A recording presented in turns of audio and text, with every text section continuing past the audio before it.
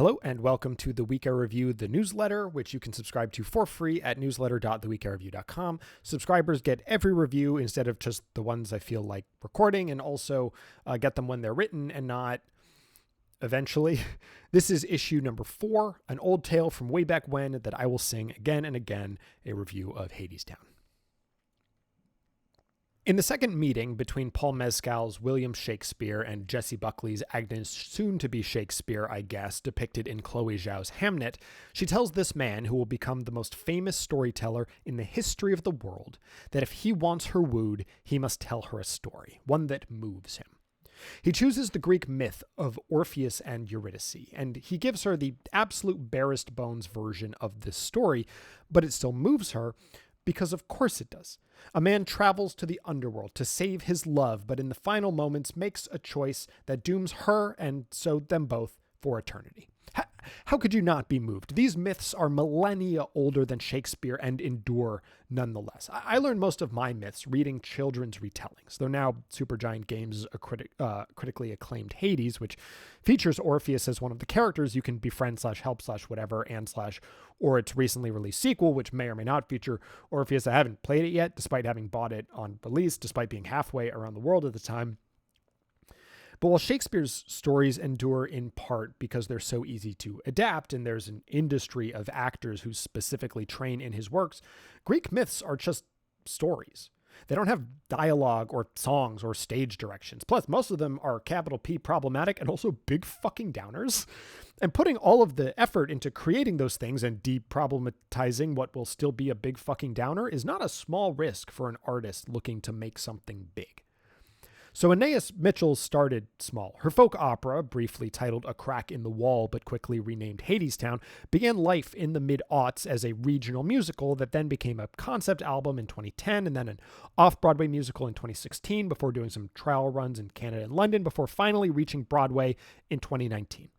In the years since, it has reached its 2,000th performance on Broadway, expanded to the West End and more recently Amsterdam and Melbourne, and of course the tours. It is a hit and one that seems to be growing every year, which feels both gratifying and inevitable.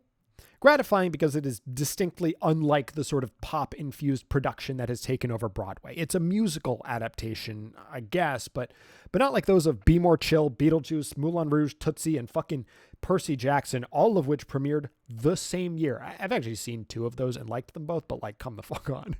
It was also the first show entirely written / composed by a woman to win Best Musical. It just had a depressing number of realities stacked against it. But still inevitable, because it's really fucking good. Hadestown is a mishmash of mythology, but at its core, it combines 2. Orpheus and Eurydice's tragedy, and Hades and Persephone's whole thing.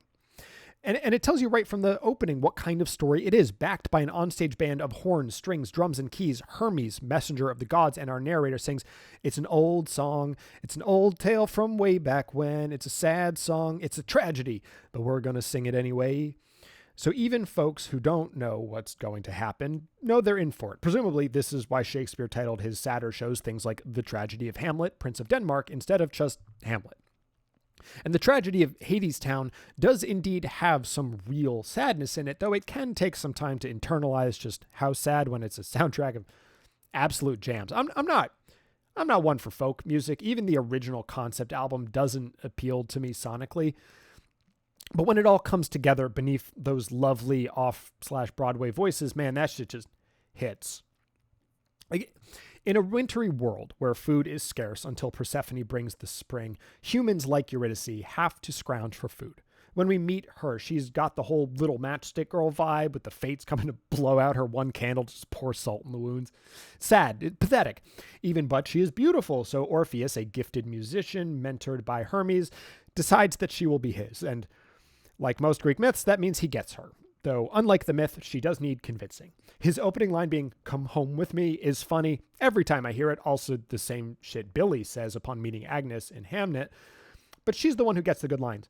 "A singer, is that what you are? I also play the lyre. Oh, a liar and a player too? I've met too many men like you." Nice.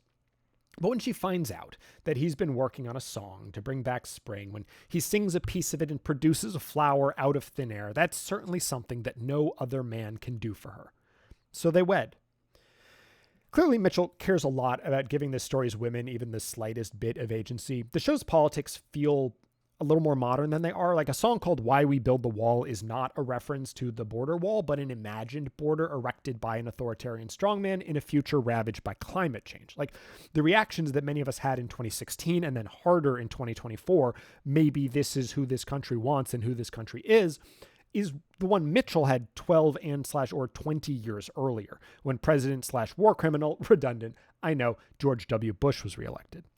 But while Hades is the authoritarian strongman, Mitchell wanted to humanize him at least a little bit. In myth, Persephone does not come willingly to the underworld. She is kidnapped. Any love she has is Stockholm Syndrome at best. But here it is a more honest kind of affection, albeit one that became more honest over time. Between the concept album, Off-Broadway, and Broadway, nothing changed as dramatically as Epic 3, the song that Orpheus wrote to bring back spring. Epic 3 tells the story of Hades and Persephone, and the way that story is told shapes the meaning of the play. So it's strange how different the final version is, and it's not even really final. Last year, Mitchell suggested a small lyric change to that song specifically, which has since been adopted on both West End and Broadway. But I'm going to give an ice-cold take here, if Reddit is any indication, and say that the off-Broadway version of Epic 3 is significantly better than the Broadway one. These are the opening lines of the off-Broadway version. Heavy and hard is the heart of the king, king of iron, king of steel. The heart of the king loves everything, like the hammer loves the nail. But the heart of a man is a simple one, small and soft, flesh and blood, and all that it loves is a woman is all that it loves. And the equivalent on Broadway, king of shadows, king of shades, Hades was king of the underworld, but he fell in love with a beautiful lady. This moment feels like seeing the remake of a film and then going back to the original. Like when you don't know, you're like, oh, this is so nice, and etc. Although he fell in love with a beautiful lady has always been my least favorite line in the show. But then you go back and see what it was and think, fuck. Fortunately, the disappointment is isolated. Most other changes are neutral at worst and often for the better. I'm certainly glad that the show got longer with each pass because it's a world that I keep wanting to stay in and a world I keep wanting to hold off the tragedy of. The first time I saw it, I knew it was a tragedy. They told me as much in the opener, but I didn't remember what the tragedy was until I did. Eurydice's death is another case of adding depth to a character. In myth, she is bitten by a snake while either dancing with nymphs or running away from a creepy shepherd trying to kidnap her. Fun hinge prompt. Which version of that story speaks to you?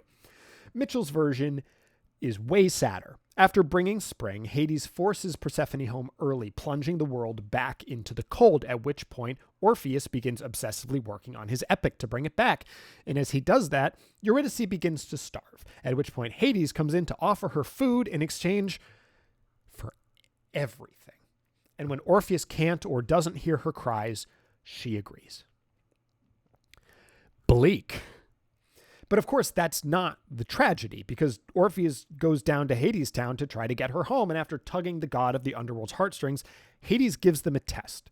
They can walk back, but they will walk in silence, with Orpheus in front. If at any point he looks back to see if she's there, and she is there, she is doomed back for eternity. And as he explained the rules, I realized I did know this story. And I transported back to the opening song. See, someone's got to tell the tale, whether or not it turns out well. Maybe it'll turn out this time. And goodness gracious, did I want it to turn out this time. I had seen Hadestown. I've seen it 2 more times since. Once a few months afterward, and then like a week and a half ago. And each time I appreciate what the show is doing more. It was especially fun this most recent time to see an all-new cast. Like, sure, I missed Patrick Page as Hades. That part just seems made for his voice, but him leaving the show is the reason I got to see him perform a number of Shakespeare's darkest monologues in his one-man show, All the Devils Are Here, which was amazing. So, like, worth it. And the current Hades, Paolo Schott, is quite good. Just, this is not as good. That's a beauty of theater, of shows that run for years instead of weeks or months. You get the opportunity to see different takes on a character. The words don't change. The choreography stays the same, but there's a lot that an actor can do in the cracks between. Even on Broadway, in a theater where most people can't see faces clearly, you can see and hear and feel the difference. I most recently saw the show with my sister, who'd previously seen it with an underwhelming understudy, and she was dazzled by a proper performance. The current Orpheus, Jack Wolf, is much younger than Reeve Carney, and Morgan Dudley appears younger than Ava Noblezada. This apparent youth results in something more like a proper Romeo and Juliet. These are kids. Of course a kid would tell a girl he's just met that they're going to be married. Of course she would give in when he sings her a beautiful song. Of course he would make the stupidest decision imaginable. I feel bad for Wolf, whose mousiness is exactly the sort of thing that Gen Z girlies fawn over, so he's had to stop meeting fans after the show because the girlies have wanted him to marry them because he sang them a pretty song, which sucks. But I'm fortunate to have seen his take, and I look forward to seeing more in the years to come because Hadestown has, over the past few years, become my favorite musical.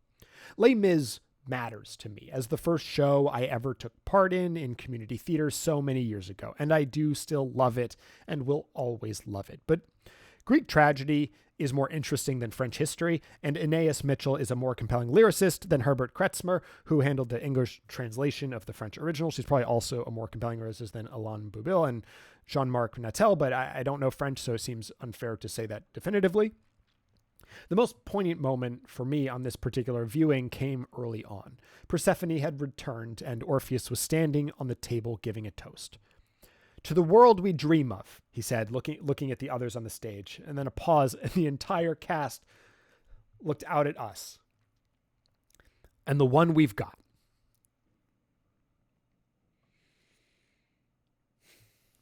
.0 out of 10. This has been The Week I Reviewed, the newsletter, the podcast. If you would like to sign up for free, or there's also a pay what you want option for which you will receive my undying appreciation, but nothing else you wouldn't get for free, you can do so at newsletter.theweekireviewed.com, linked in the description below. Thank you. I hope to write for you next time.